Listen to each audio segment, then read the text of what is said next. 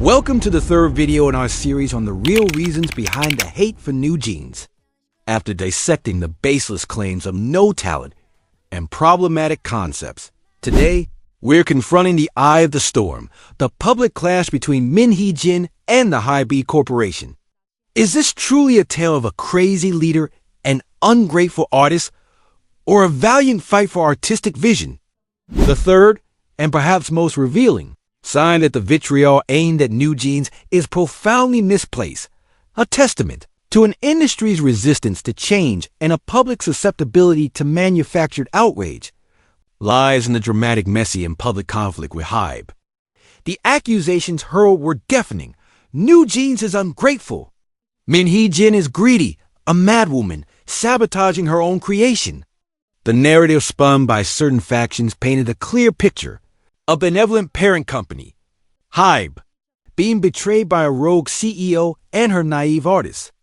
But peel back the layers of corporate spin and the shrill cries of ungrateful idol, and you'll find a far more complex and frankly heartbreaking story of an artist fighting for her vision, and young women standing by the only person who truly championed their unique identity. Let's not forget MHDHJ's track record, a testament to her genius long before NewJeans. This isn't some novice executive. She's a visionary, a creative director who literally redefined K-pop aesthetics for a generation. From her groundbreaking work at SM Entertainment with groups like FX and Red Velvet, where she pioneered avant-garde concepts and visual narratives that reshaped the industry, to her audacious leap to create a door under hyein. She has consistently proven herself to be an artist first, a businesswoman second.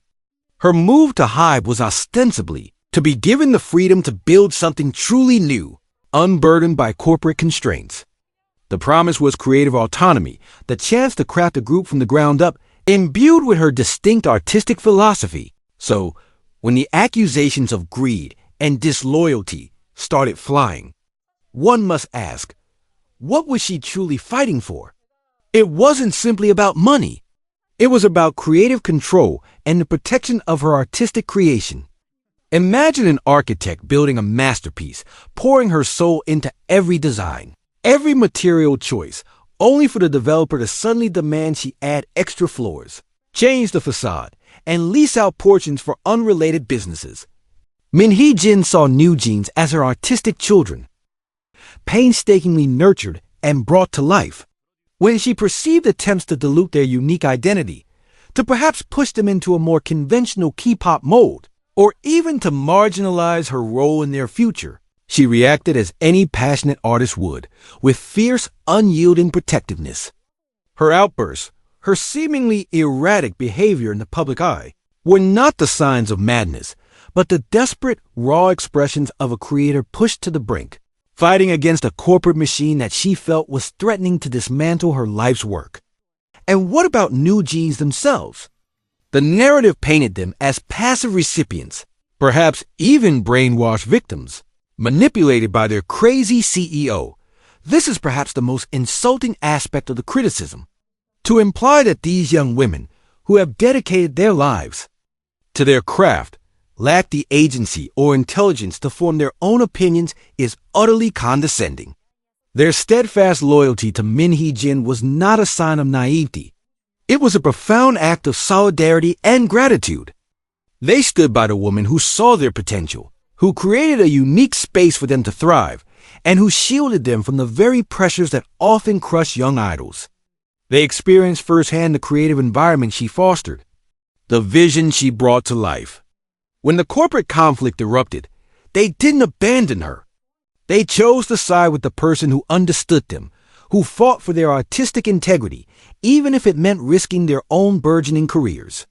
This takes immense courage, a maturity far beyond their years, and a testament to the genuine bond they share with their creative director. To call them ungrateful for standing up for what they believe is right, for defending the architect of their unique success, is to misunderstand the very essence of loyalty and artistic partnership. The public spectacle of this conflict, particularly MHDHJ's emotional press conference, was not a calculated PR move. It was the raw, unfiltered breakdown of someone under immense pressure, fighting for her professional life and the future of her artists.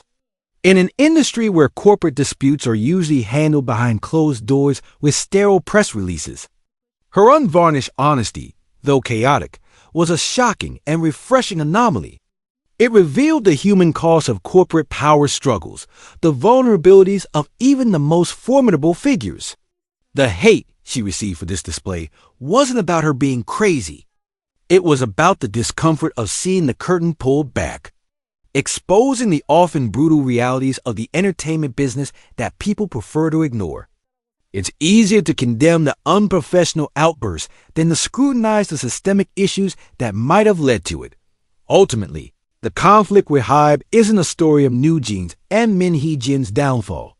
It's a story of artistic defiance against corporate control, a battle for creative freedom in an industry notorious for stifling it. The hate they garnered during this period wasn't truly about their alleged transgressions. It was about the discomfort of witnessing a direct challenge to the established power dynamics, a powerful female leader refusing to be silenced, and young artists bravely standing by their mentor.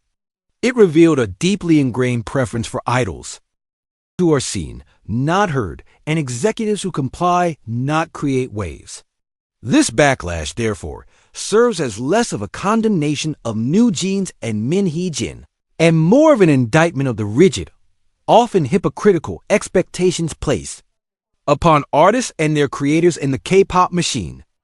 So, what seemed like a simple dispute actually revealed so much more about power and control in this industry. But the truth is, even after that storm, the hate persisted. So, what else is truly fueling it? Stick around for our next video, where we'll explore why NewJeans' undeniable success became yet another reason for them to be hated.